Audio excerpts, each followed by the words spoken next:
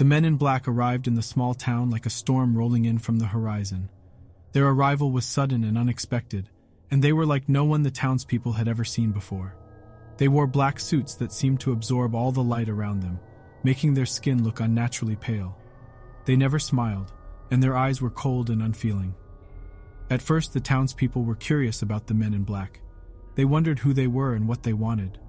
But as the days went by, their curiosity turned to fear. The men in black seemed to be everywhere at once, watching and waiting. Some of the townspeople tried to approach the men in black, but they were always met with silence. The men in black never spoke, never even acknowledged their presence. They simply watched and waited. As the weeks passed, strange things began to happen in the town. Animals went missing, and strange lights were seen in the sky at night. People reported feeling like they were being watched, even in their own homes. One night, a group of teenagers decided to investigate the strange lights. They hiked out into the desert, armed with flashlights and curiosity. But when they reached the spot where the lights had been seen, they were confronted by the men in black. The men in black appeared out of nowhere, surrounding the teenagers. They seemed to move without making a sound, and their eyes glowed with an otherworldly light. The teenagers tried to run, but the men in black were too fast. The next morning, the teenagers were found unconscious in the desert. They had strange marks on their necks, like they had been bitten by some kind of animal. But the marks were too precise, too organized to have been made by any normal creature. As more and more people disappeared, the townspeople began to realize that they were dealing with something beyond their understanding. The men in black were not human, and they were not of this world. One night, a group of townspeople gathered in the town square to confront the men in black. They were armed with weapons, determined to drive the strangers out of their town. But when the men in black appeared, they were met with a force they could not comprehend. The men in black moved with impossible speed, dodging bullets and knives effortlessly. They seemed to be invincible, like they were made of something more than flesh and bone. In the end, the townspeople were defeated. They scattered in all directions, running for their lives. The men in black vanished into the desert, leaving behind a town filled with terror and despair. To this day, the men in black are said to haunt the town. People still report seeing them lurking in the shadows, watching and waiting. The townspeople live in constant fear, knowing that the men in black could return at any moment, and that no one is safe.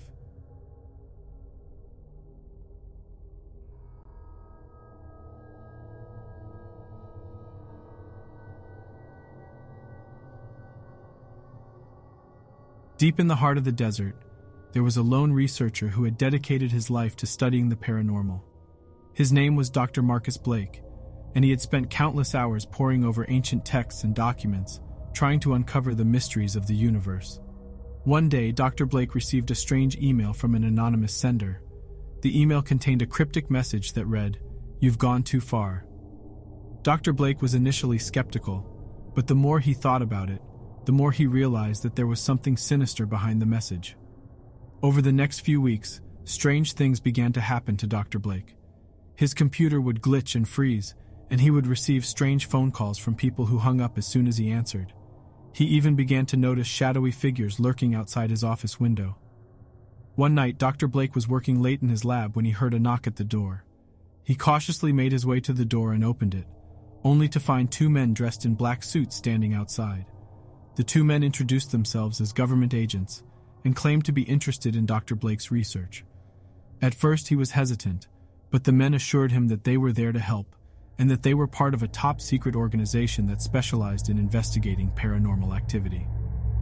Dr. Blake reluctantly agreed to let the men in and show them his research. But as the night wore on, he began to feel increasingly uncomfortable. The questions the men were asking were too specific, and their knowledge of the paranormal was far beyond anything he had ever encountered before. Dr. Blake soon realized that the men were not who they claimed to be. They were members of the Men in Black, a secret organization that was rumored to have connections to extraterrestrial life. The Men in Black demanded that Dr. Blake stop his research and hand over all of his notes and documents. When he refused, they became increasingly aggressive, threatening him and his family. Dr. Blake was terrified, but he refused to back down. He continued his research, even as the Men in Black continued to harass and intimidate him. One day, while Dr. Blake was out in the field gathering data, he was ambushed by a group of Men in Black. They dragged him away and took him to a secret facility deep in the desert. The facility was a massive underground complex filled with advanced technology and strange machines. Dr. Blake was shocked to discover that the men in black were using his research to create hybrid beings, part human and part extraterrestrial. As he watched in horror, the men in black conducted twisted experiments on the hybrid beings, subjecting them to unspeakable pain and suffering. Dr. Blake knew that he had to do something to stop the men in black. He spent weeks secretly gathering evidence and building a case against them.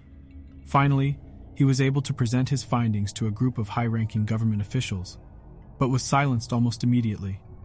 The last time Dr. Blake was ever seen was entering the government facility that day to present his findings. To this day, the government will not comment on Dr. Blake and deny any knowledge that such a man ever even existed in the first place. Whatever happened to this poor soul, we will never know, but one thing is for sure. The men in black are still out there, always watching.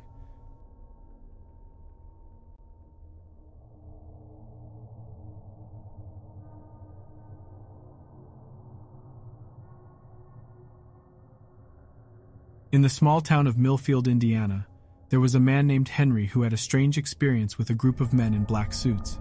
Henry was a UFO enthusiast who often explored the nearby woods in search of extraterrestrial activity. One evening, as he was driving home from a late-night excursion, he noticed a black SUV parked at the end of his driveway. As he approached, he could see 3 men in black suits sitting inside. He had heard of the men in black before, but never thought he would encounter them himself. The men got out of the car and approached Henry. They had pale skin, dark eyes, and an odd demeanor that made Henry uneasy. They began questioning him about his UFO sightings and asked him to show them any evidence he had collected. Henry complied and showed them a folder of photographs and documents he had gathered over the years. The men looked through them intently, occasionally muttering to each other in a language Henry couldn't understand. After what felt like hours, the men abruptly handed Henry back his folder and told him to forget about his research. They warned him that if he continued to pursue it, he would face dire consequences. Henry was shaken by the encounter and didn't speak of it to anyone for weeks. But as time went on, he began to notice strange occurrences around his home. He would hear knocking at his door late at night, but when he checked, no one was there. His phone would ring, but no one would be on the other end. And sometimes, he could swear he saw the same black SUV parked at the end of his street. As the weeks went on, Henry's paranoia continued to grow. He was convinced that the men in black were watching his every move, and he began to take extreme measures to protect himself. He installed security cameras around his home and carried a concealed weapon wherever he went. He even went as far as to hire a private investigator to look into the men in black and find out more about their mysterious organization. One day, the private investigator came to Henry with some shocking news. He had uncovered evidence that suggested the men in black were not from this world, but were actually extraterrestrial beings themselves. Henry was floored by this revelation. It made sense in a way. Their strange behavior, their odd language, their interest in UFO sightings. But it also made him even more terrified of what they were capable of. He tried to put the men in black out of his mind and move on with his life, but the strange occurrences around his home only continued to escalate. One night, he woke up to find his house surrounded by a group of men in black suits, silently staring in through his windows. Henry called the police, but when they arrived, the men were nowhere to be found. They chalked it up to a prank and left, leaving Henry feeling even more helpless and alone. Eventually, Henry's fear and paranoia became too much for him to handle. He moved away from Millfield and tried to start over, but the memory of the men in black never left him. Years later, he would hear stories of other encounters with the mysterious organization, each one more chilling than the last. And though he never saw them again himself, he couldn't help but wonder what other secrets they were keeping hidden, and what they would do to keep them that way. Thanks for watching today's video. Please consider subscribing and hitting the like button. It really helps us out, and until next time, stay safe and never wander too far from the light.